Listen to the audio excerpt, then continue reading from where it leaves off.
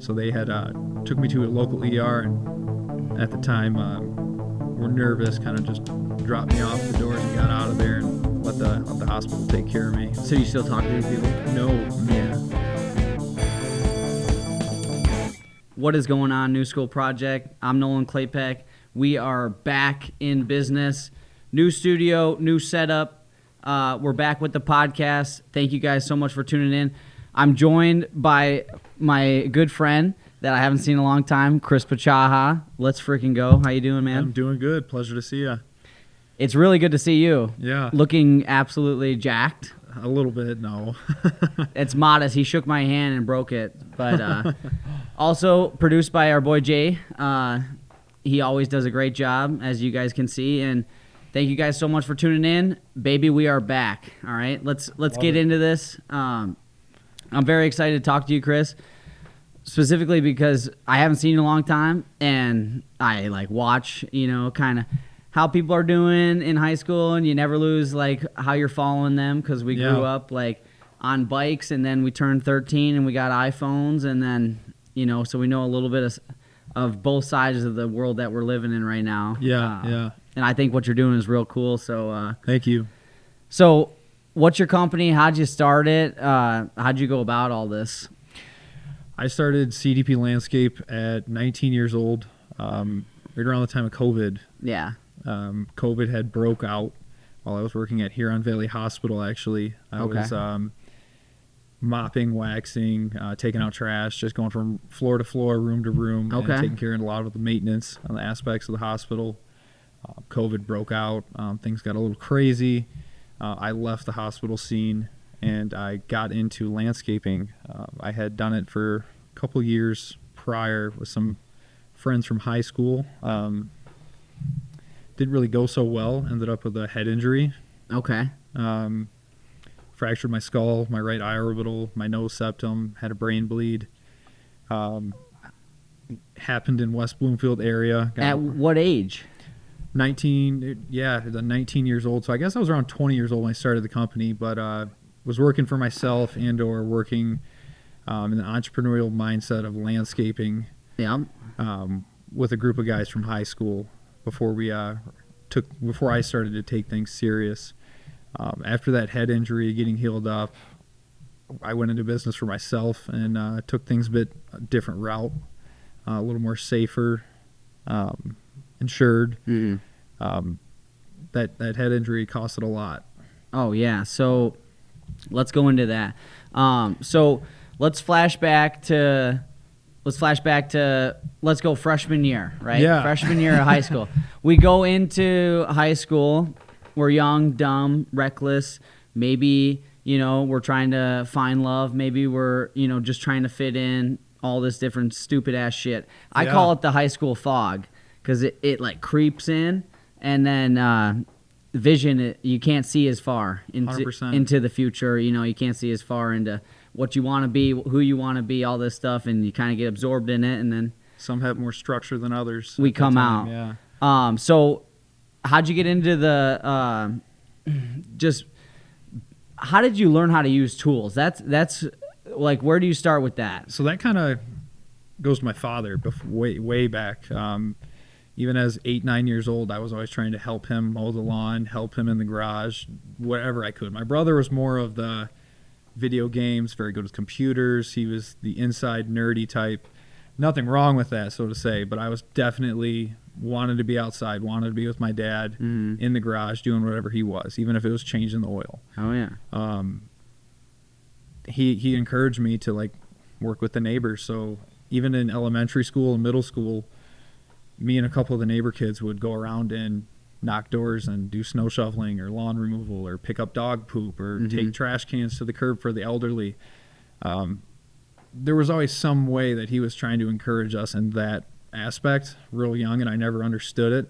I just always seen it as him trying to keep us busy or out of his hair. But I thank him for it for sure. Oh yeah. That started real young. And even where my first job, I guess you could say, was for a neighbor who owned a antique store. And so I would help him at his antique store, but also help him with his landscaping, his snow removal, whatever around his house as well. But that encouraged me to really start, sticking with that. And I just learned one thing from the next and get opportunities and run with them. So one thing that happened, at least I can say, I loved all that stuff. Yeah. Loved being with my parents, loved being outdoors, loved all of it. Digging. I like digging, all that stuff. And then, boom, that fog came in, right? Comes in. And then, like, I forget all that stuff. And at one point I wanted to, never work with my hands again. Now that's how I make all my money, So, did you keep that through high school, or did you get mixed up? That was definitely some foggy years. Yeah. Whether it was going through like family issues with parents having medical issues, pops going through cancer, mom with spinal surgeries, losing the house we lived in growing up. There were some challenges that had me mad at the world, mad at God, just mad. I just didn't know how to control my emotions and was just mad at the world. Mm-hmm. And I did take that out in the wrong way as far as trying to avoid school, trying to avoid church, trying to avoid family. I spent years just knowing so? Living for myself, Yeah. Did you know you were doing it, or were you kind of just trying to survive? A little bit of both. Deep down, you kind of know. You're still a little kid, at that time. For sure. Yeah, there's still some like knowing, like in deep down, like where you came from and your morals and how you were raised. But definitely some foggy years there, and it wasn't really till that head injury that it snapped me and gave me like an eye opening. You only have one life to live, and you don't have time for that. You don't have time to sit and wallow on the past, or to not try and move forward, to not try for better in life. Right. So you come from all that going on. Is that like 14, 15, or where's that at? It started around 5th to 6th grade. Oh, 5th to 6th grade. Yeah, that's when my dad had a brain aneurysm, had to learn how to walk, talk, read, write. Wow. My brother and I had to really step up around the house because of that. And around that time was when my mom was going through spinal surgeries. And around when I was 15, 16, he was dealing with esophageal and stomach cancer. Yeah. So it was a period for sure. He's healthier now, and by the grace of God, they're both walking and doing good. Mm-hmm. But it's definitely been challenging on the family, and we've had some things to overcome for sure. Oh yeah, and at that age, going through something like that, that's like a huge fucking, like, people say they don't have regrets and stuff. I have regrets based on my emotional intelligence as a youngin'. Yeah. Because like life is going on everywhere. You don't know shit about the problems that somebody's dealing with. You don't necessarily know how that home life is. You don't know what food they're eating, what brands are in the cupboard. You don't know nothing about getting your shit kicked in, or if somebody is going through a really hard time. Right. And you don't always treat those people right and things like that. So that's a little bit. Little taste of, kind of my I don't know if you want to call it a spiritual journey, just never be like that again journey. Yeah, 100%. So like, then you go, all right, so you're at that age, that's fucking so young. Your dad ended up figuring all that out through your guys' family and help and medicine, or? Yeah, a lot of it's just trying to live healthy, and he walks a lot. He's a very healthy guy for his age. Yeah. He stays moving. Body in motion stays in motion. There you go. That's for sure. He lives right next to Highland Rec. Yeah. Nice state park, and he has spent miles and miles and miles. It doesn't matter what month of the year. He definitely gets out there. He's been up to that old Ford mansion quite a few times then, huh? Of course. Shit. Little side note, I remember Jay and I went up there one time, and we got a little drone action. And then we're flying a drone, and a bald eagle flies in. And we're on top of, the whole burnt down Etzel Ford's mansion or whatever. And Jay goes, chase it. I go, this drone is worth more than I make in like 2 months, dude. Yeah. You know, we were young at the time. So I didn't chase it, but the bald eagle wanted to absolutely destroy the bird. That's just a crazy story. But I got us back on track. So your dad figures that out. He's walking, he's doing his thing, you know, that's got to be absolutely life-changing. For sure. So then you move on. You get the group of friends that you get. Is that when you start a little landscaping thing, or is that too soon? I had bad friends through high school, really, that were bad influences, maybe 5, 10, even 15 years older than me. Oh, wow. At the time. So they were just leading me down a bad path, and it wasn't really till I got connected with some other friends from high school that were on a better path. One friend that had a father that owned a contracting business, and kind of got him set up with customers, and he would, you know, piggyback off of those and work in those neighborhoods off of, you know, his father's contracted jobs. Kind of got him going off the ground. So you and him were helping his father build his contracting business, or his father was helping him start his own thing. Okay. So he was just getting off the ground, and I was his first employee in a sense. I was one of his only. We would have few helpers here and there, but I was his one trusted right-hand man. So what age is that? You know, what age are you doing that? 19. 19? Yeah. Okay. Yeah. And then that was the summer period. I had went to Florida for a little bit, came back from there, and worked for him for a good spring. Got hit in the head that spring. It was around April. Okay. So April of 2019. And was that landscaping or? Yeah, we were doing a spring cleanup or some sort of cleanup project, and the customer had asked, "Hey, while you're here, would you mind trimming those tree branches down? Some were overhanging the garage." Didn't have, you know, a pole trimmer with us. I think we had a chainsaw or something and a ladder. So he's reaching out, extended out over the ladder.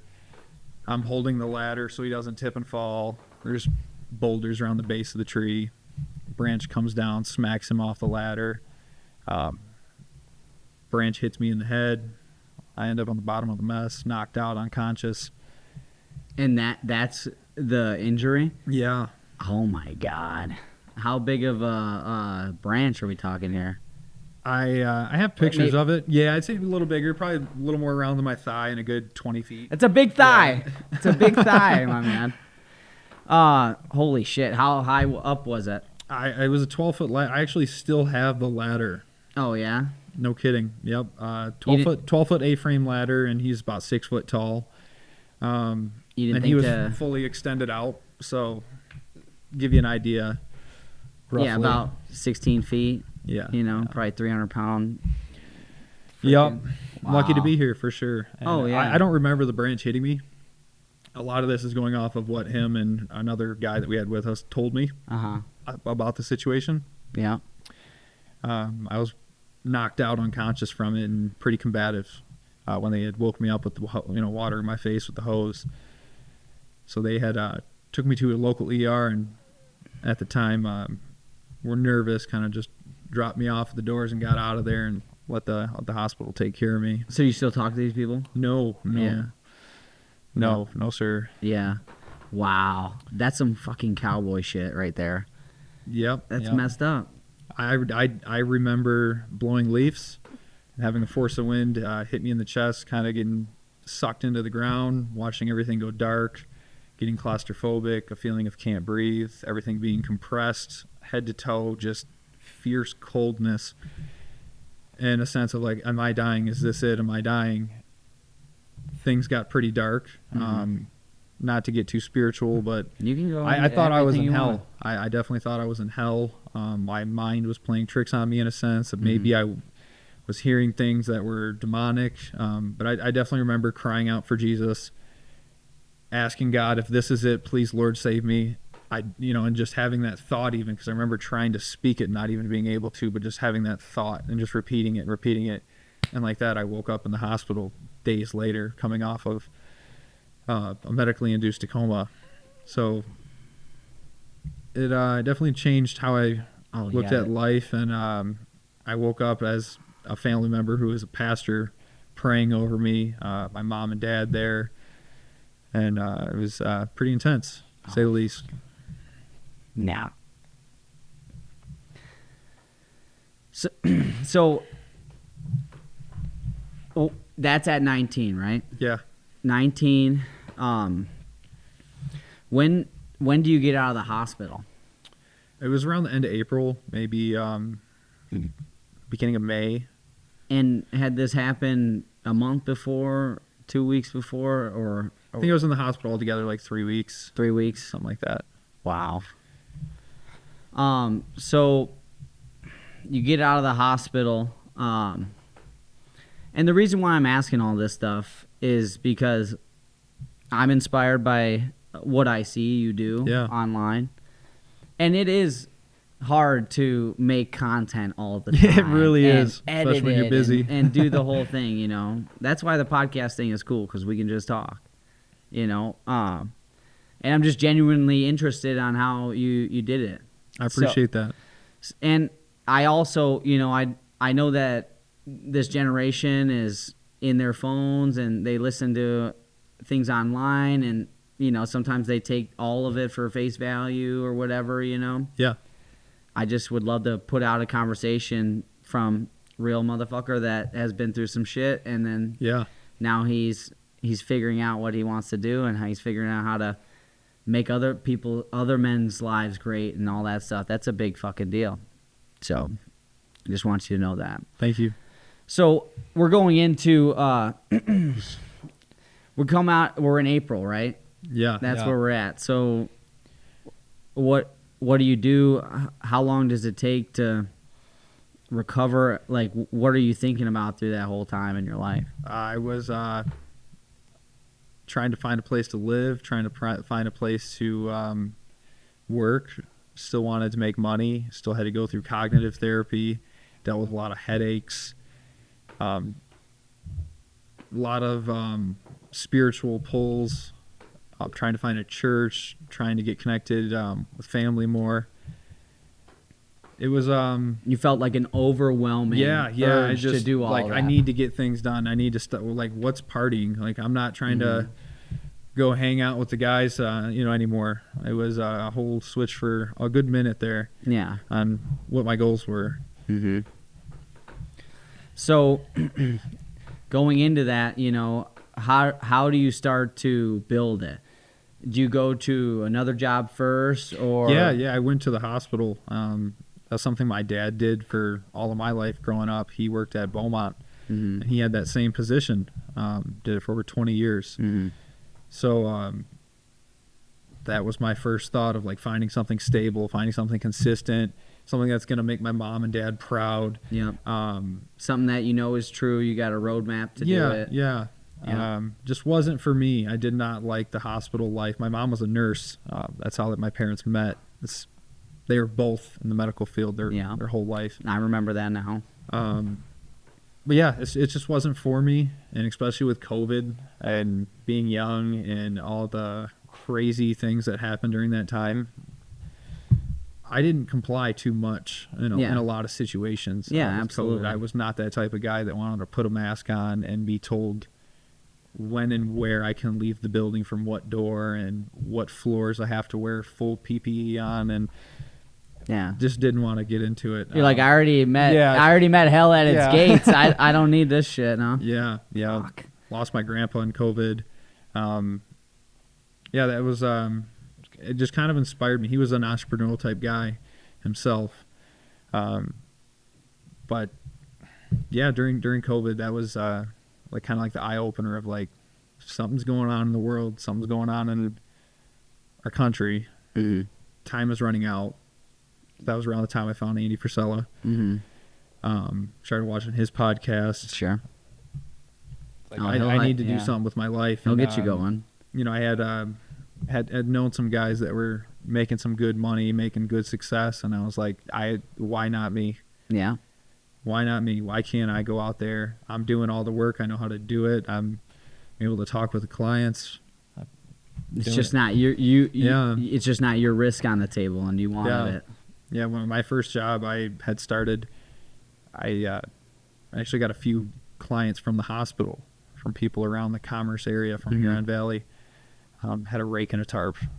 Yeah. Just doing garden bed clean outs, and that just built up. Oh yeah. So let's talk about that. All right. So you find a reason, right? You find some purpose in it, right? You got so much background in it because that's what you love doing. Little bros just chilling and playing little video games, until he had to step up with big bro. Yeah. But yeah, just cranking in the garage with the dad, doing stuff, and then you're like, hey, I'm a man. I can do this shit myself, So say I'm a 18-year-old kid, right? I'm coming out of high school. I've been working for a landscaping crew for a long time. I got a truck. It's got way too big of tires on it, so it ain't got no power because I put them on there because I'm trying to impress my friends, right? Yeah. So did you go and sell it? Did you go up to those people in the hospital and pitch it? Yeah. Or did it come to you? Like how did you do it? We're talking blank slate. I know nothing. Elevator chat at the hospital. Struck a conversation about landscaping, and just having a conversation about what their landscaping looked like at home. Can't remember the exact wording I may have used, but I remember just asking in particular, do you have someone right now? Do you have a current landscape provider at your house? Who do you use currently? And just kind of easing into that. Sure. And letting them know my plans and aspirations of, I'm thinking about starting my own landscape company. And seeing what they had to say. And a handful would actually just, if you'd like, I actually need this, and this done. Here's my phone number. When can you come give me a quote? So did you? So before you go and talk to these people, right? Which is a thing, Yeah, you got to have the. You can't just courage. send an email. You know how many emails I get, and then every single time say I go to Pete Away, right? I'm not giving my email because I can't stand another email coming in my thing. Maybe if it's somebody that I've known before, I'll be like, oh, they emailed me. I'll look at it right away. But we've also developed rapport. So like when you started listening to Andy, you got the motivation, right? Yeah, 100%. Now are you developing discipline at that time, or are you already fully on the train because you know what the other side developing looks like? You're developing the discipline. Yeah, for sure. At 19, 20 years old, just getting my first success, it was very overwhelming, and like going from, hey, this one job entirely is more than I used to make an entire week working for someone else. Oh yeah. So having to have the discipline to straight spend it all on tools, spend it all investing back in the business, and not want to go out and go on vacation and go up north and go camping, or want to go buy a kayak or a fishing rod, and to stay disciplined in that aspect too, was a learning curve from going from kid who didn't really, not that we were poor at all by any, there's obviously someone who had things worse than us, but we weren't well off either. You know, we didn't get to go on crazy trips. We didn't get anything fancy. So getting a little more freedom in that aspect was a challenge at first with discipline. Yeah. But the physical aspect, I always loved a good sweat. I loved working out, and the landscaping gave me that. So I enjoy that for sure. 100%. So that aspect wasn't too hard. No. All right. So before you do the elevator chat, do you make a plan in your head, or you write it down? A little bit of both. A little bit of both. Yeah. At that age, I'm really just hungry. I'm just motivated and willing to talk to anyone who's willing to talk to me, and I want to get my name out there. I'm trying to shake hands with everyone I meet. Even at a gas station, I was putting my little flyer cards at the pumps. Each one of the pumps listed our services and had my phone number, that sort of thing. And did you ever have so you got your plan, right? Minimal equipment at this point, but enough, right, to sell it, to do your whole thing. Did you ever struggle with underquoting yourself? I still do. Yeah. I know. I mean, I struggle with that all the time. Yeah, because that's a huge thing, communication and like just being able. It's not even like it's balls or cojones or it's not. You got to know your numbers. Yeah, That's, it's not very, balls. very It's not important. selective to men. It's just the confidence, and it's also like the experience and knowledge where you're like, no, this costs this much. You definitely have to know what your expenses are and what you could potentially run into. Yeah. And depending on how you're wording your contracts, making sure that if something comes up that you and the customer are both protected, that it's not worded one way in benefit to you or the customer, that it's fair for everyone. Well, that's interesting to me because I've never heard it put that way. Good for you and the customer to be protected. Yes. That's huge, man. 100%. It's a big time statement. There's a lot of depth to it. That's what we're trying to kind of unpack. So underquoting it sucks up. for everyone. It sucks so bad. It makes it hard on everyone, the customer and the contractor. That's for sure. And the guys. Yeah. Because Well, at the end of the day, in my opinion, you eat it, right? Yeah, you're the contractor. That's on you. Your guys are going to get paid regardless what they signed up for. Okay, so you go into you have a plan. You have something that adds value to the world. That's why it makes money, in my opinion, right? And then you're developing your skills with, not only the quoting of the jobs and doing the work, right? Yeah. So once you get there, like, where did you go from there? What was your next step? Did you hire somebody? Were you trying to figure out insurance? Were you always insured? You maybe don't answer that. General liability I've always had, Yeah. ever since 19, 20 years old. Yeah, well, because I've always made sure I've had that for myself. because of how bad it affected you and Yeah. your family. That's Yeah. crazy, dude. Now it's easier to work with subcontractors. I try and find guys that are on the same path as me in a sense, that have their own trucks, equipment, that have their own tools, maybe even have their own website, business, everything. Yeah. But we understand. We all have the same goals, the same mission, and it's easier sometimes to work with those type of people than it is to train and bring in-house employees. I do know I need to switch over to in-house employees versus working with 1099 subcontractors. Sure. But for now, that's been a path that's saved me liability and risk, and then allowed me to work with A players that are hungry, motivated, and are investing in themselves if done properly. Okay. So say now I'm 21 years old, right? Yeah. Been doing it for 2 years. I've got, quite a few different things that I could do for a customer in the landscape, hardscape business, right? And now I'm looking to scale. I'm looking maybe to get an employee. I'm looking to maybe take on, I don't know if it's more insurance with bigger jobs. Yeah. What did you do there? And I'm very curious about the numbers. Did you teach yourself the numbers through just blood, sweat, and tears, or did somebody teach you how to balance stuff or how to set up the payroll, or did you just clear the path? A lot of it was YouTube. Yeah. A lot of it was Keith Kelfis, Mike Andes. Those were two guys that are very, very ahead of me in the game. That are someone anyone could learn from if they're looking to get into this industry, that can break down the path and have all the resources on files that you can pay for and kind of go through and build your business and in an aspect that you want.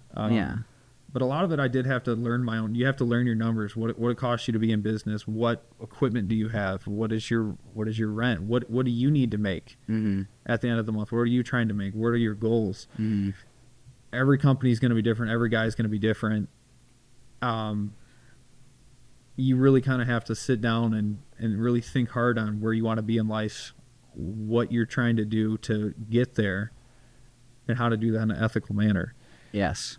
That's huge too, Chris. Yeah, 100%. Oh yeah, because it's everybody is human, man. We all make mistakes. We're all We're all trying to have a little sliver of a pie. You know, some people work real hard to get a little bit bigger of a sliver, but that's all right. They deserve it. You know, but an ethical thing is absolutely huge because it just provides the opportunity to do the right thing and paying somebody and, you know, treating the customer where you and them are protected. It is, in my opinion, a core value to everything. How you do the numbers, how you sell the business, how you employ the guys. 100%. Time you wake up so that those other guys aren't waiting for you. It's everything. Yeah. In our generation, with social media and everything you see online, a lot of people are fooled with capitalism, and young people, there are some doing it wrong that are young and for maybe not having the right purpose or the right reason. But capitalism is still the best option. It's better than socialism. It's better than communism. And ethical capitalism is the best. You know, it's maybe where that line gets blurred for some, that Sure. they don't see the ethical side of things and how it's still better than any form of government out there. Well, you're on track to do something, you know, with all the capital that you've made and all the effort that you've put in to do something that's bigger than yourself, you know. Yeah. It's a big deal to employ people. And right now, maybe not everybody's employed and maybe they're subcontracted and everything, but that might be the correct position in where you're at scaling. Yeah. You know, and that's all right too because you're providing those people with work too, and 100%. it swings back. You know, and all that stuff matters. You know, and I'm not one to say I fucking know. You know, just in my heart and in my opinion, you know, people are number one. 100%. I still have a lot to learn myself. Yeah. Every day is a learning lesson. We all make mistakes, but it's your character and who you are trying to move past that, learn from them, not make the same mistakes twice. For sure. Oh, yeah. All right, so we flash forward a little bit, right? Where do you ramp up? Where are you like, all right, I got something here? Or have you just been like a freight train? No, I went to a marketing conference in Miami. Yes. That's what set it off. I had met a group of guys where we had all paid a decent chunk of change to learn from someone in particular that had done several million plus in that year, and learn how he handled social media, learn how he was doing stories, reels, posting, reaching out into group pages, how he was going about growing businesses. And his business, he did it for a multitude of small business. He would build up their website, build up their social media. You could pay him to do it, or you could go to one of his events and learn. Yeah. So he'd give you a fish, or you could get a fishing pole. So yeah, I signed up. I paid the price. And expensive fishing pole. Yeah, for sure. I think it was like $5,000. Yeah.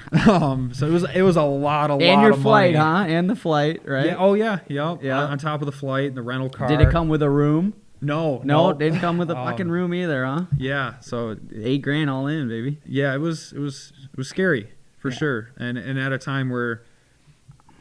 What year is this? I think I was 21. 21. Yeah. I think I was 21. Okay. This is a while ago, huh? Yeah.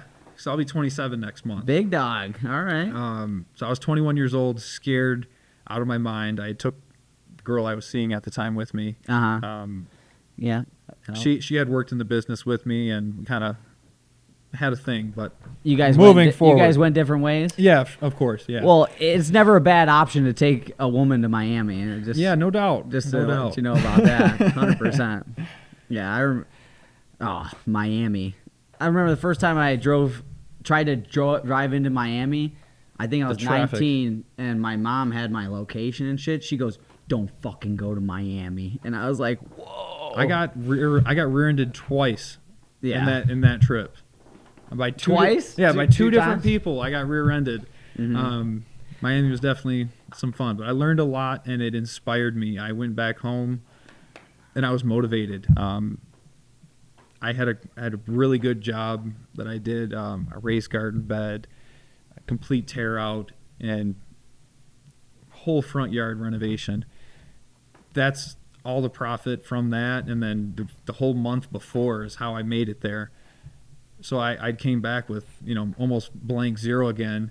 Now all I know is I need to post, I need this, I need to do this, and I was hungry. I was motivated to get to it, and had a better game plan and how to attack that. And I had a network of guys that I'd met down there that were all farther ahead of me. Had already went through all the troubles and headaches that I was starting to go through. Well, damn, Chris, you're 21 at the time. Yeah. It's pretty young to be doing that, So, yeah, people were probably a little bit ahead, but... Yeah. Fuck, what is it? Rome won build in a day. And I sure. love how you got rear-ended twice, because sometimes when you're moving fast, the wind, because you're moving so fast, it comes at you a little bit faster in the opposite direction. That's how you know you're moving. When you feel the fucking adversity coming down that says, hey, you shall not pass. And you're like, I'm going to fucking pass. No matter what. Yeah. So that's real fun. So you learn all this stuff. You come back. Do you have an employee at that time, or? I guess you could say, yeah, in a sense. I've had guys helping me on things. Has it moved from more so friends or people that you knew or know of? No. Has it? Oh, that whole life was behind you at that point. I had in a certain sense. I had a family member that helped me a lot. Okay. That was a cousin. But it wasn't necessarily as an employee. A lot of it was just myself. A lot of long days by yourself. Yeah. Yeah, for sure. Very cool. So you go down there, you meet this stuff, you get into this group of like-minded people, and this is all a roadmap. If you guys are listening, understand this. Everything that Chris is talking about is actuality, real life. It's a big deal. It actually happened. It's one thing to talk about it, and oh my God, my mom's so crazy on me. She'll go, yeah, you quit talking. Why don't you do something with your life? Yeah. Whole life, yeah. And then I still talk a lot, for sure, but I try to shut up and listen a little bit more nowadays, for sure. So you guys listen too. All right, we're going into, we have more tools. And one thing is that's continued education, Yes. which is interesting to me too, because I feel like that falls off a little bit sometimes. Yeah. So based on drive or comfortability, because you make more money now than you did, when you were 21, I'm assuming. It's just an assumption. Yeah. Having to be humble is something, but too. Still driven. If you don't have money, it's not a problem if you have to go work for someone else, and in the process of working for someone else, you gain a lot of experience and knowledge. So that was the case at times. I was humble. If I didn't have jobs lined up 100% of the time, I would call every buddy I know that was a contractor in this industry. Hey, is there anything I can do for you? Do you have any projects coming up that I could help you on? Yeah. Is there anything coming up that I can help you with? Yeah. Being open, and then also extending that in the opposite. And when they reach out to you, trying to find ways for them to help, or understanding that you really have to network and build trust with guys that are hungry and on the same path. That's the most important thing. Okay. And have you met some shiesty that you've trusted and didn't work out? For sure. That'll happen, I think, for sure. A lot of it's miscommunication and maybe ego and pride that gets in the way. Sure. That you could say. Not all of it's intentional. We're all young. We're all learning lessons. It's very important to have contracts in place, and like you were saying, making sure it's ethical and agreeable for both parties. Sure. And going over terms. Not only with your customers, but with people you go into business with, your subcontractors, your employees. So you're developing these relationships. What drives you in what did you really take in your heart? Because like it takes a lot to put yourself out there. At least in my experience, and then sometimes it just like you have to, in my opinion, you have to have a lot of faith in the fact that maybe the pendulum is going to swing back your way. Faith, faith and trust in God for sure. That He has a plan and purpose for me. Mm-hmm. I truly believe that. Mm-hmm. Truly believe that. Oh, yeah. For all of us, not just me. There's a path that He wants for us. Sure. And trying to stay on that and trying to decipher what that may be is challenging and can be overwhelming, but praying. But you never wavered. Yeah. I knew landscaping was it for some time. I've worked for other people during the winter seasons and relatively same industry to get experience to stay afloat because we live in Michigan. So this is definitely a seasonal business. Yeah. That's all right. Maybe one day, you just have it here and you got it a little bit in a warmer place. Yeah, for sure. Wouldn't that be fucking sweet? That might be the goal. Oh. Yeah, man. All right, so let me pull us back on this vision quest here. So we're developing these relationships. Are people at this point in time now bringing you up to their neighbors? Are they 100%? That's from the beginning. I never really had to spend that much money on marketing, Facebook, Google, or Meta ads. That was the main source of my business and repeat customers. If you don't take care of your current customers, you're not going to be in business. If you don't get referrals from their neighbors and if they're not talking about you in a positive way, you're probably not going to be in business more than a year or two. Right. So that's very, very important. It's like that you have a system or a method to whatever it is to go introduce yourself every time you have a customer.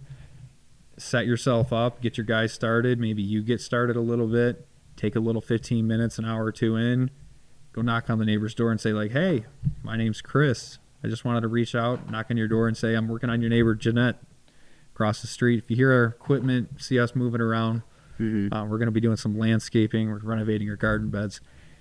If you're interested in getting something done similar, here's my card. No stress, not trying to sell you anything. We'll probably be wrapping up by 4 or 5 o'clock if you want to swing by this evening and come see what the final project looks like. Yeah.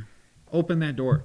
And if you go 2, 3, 4, 5, 6 houses around your current customer and do that, I guarantee you you're going to see results from it. Yeah. Because like we were talking about earlier, connecting a handshake to eye contact, face to face, you're really going to put yourself out there for people. And it's a lot better than, in my opinion, than if you see it if they see you while you're, they're swiping on the phone. Nothing beats that to this day, in my opinion. No, I don't think so either, man. Okay, so now we're just in groove, right? You got payroll, you're insured.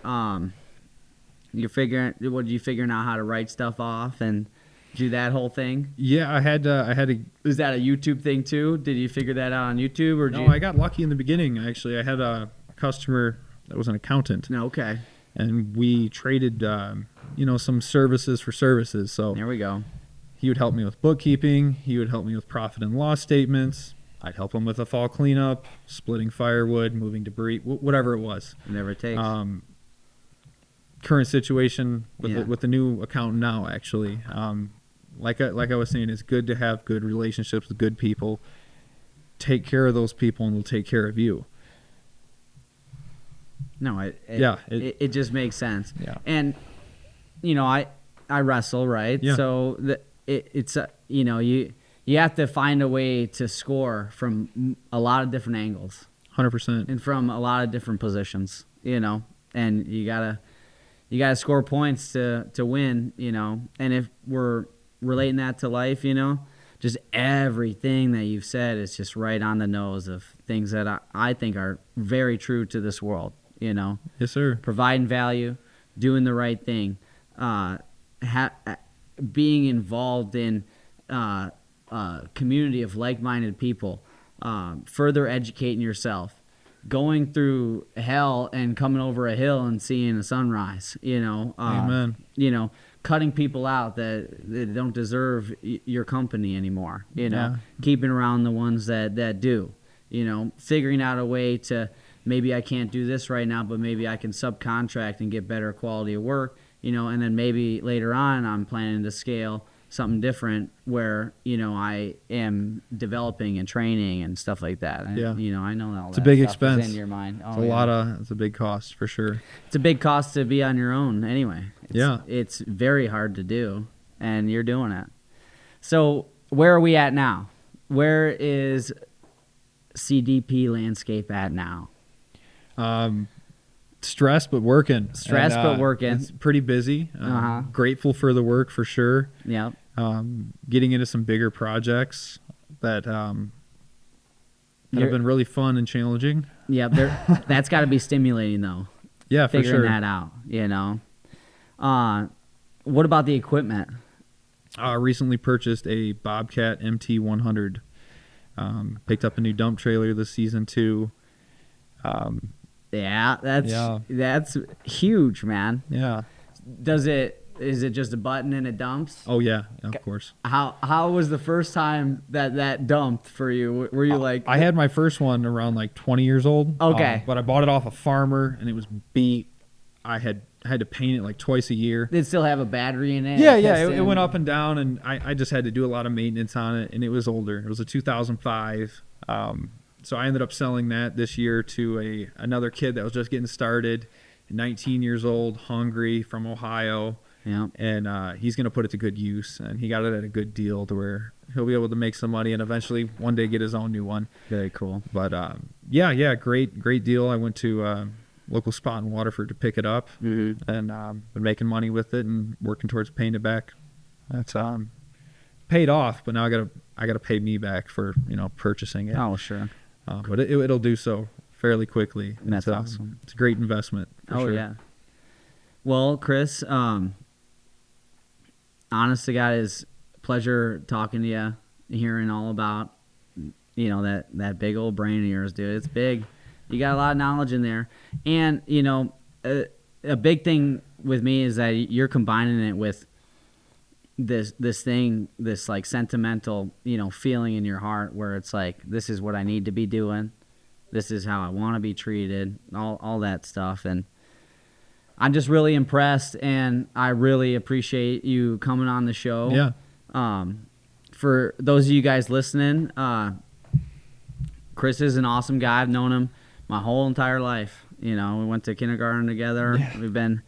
We've known each other for a long time, and reconnecting, which feels really great. But I brought him on the show to show you guys, how somebody can have, certain obstacles in front of them and absolutely just figure out a way to do everything in their power to be who they want to be. And it's very possible. And Chris, if you got anything to say to, people in our community or people that watch the show, what's something that you would tell them, about starting their own thing or their dream? Or make sure it's what you want. If that's what you want to do, go all in. Don't go half in. Don't think about it. Just, if you're gonna do it, you need to do it. If it's on your mind, God probably put it on your mind for a reason. It doesn't hurt to fail. Mm-hmm.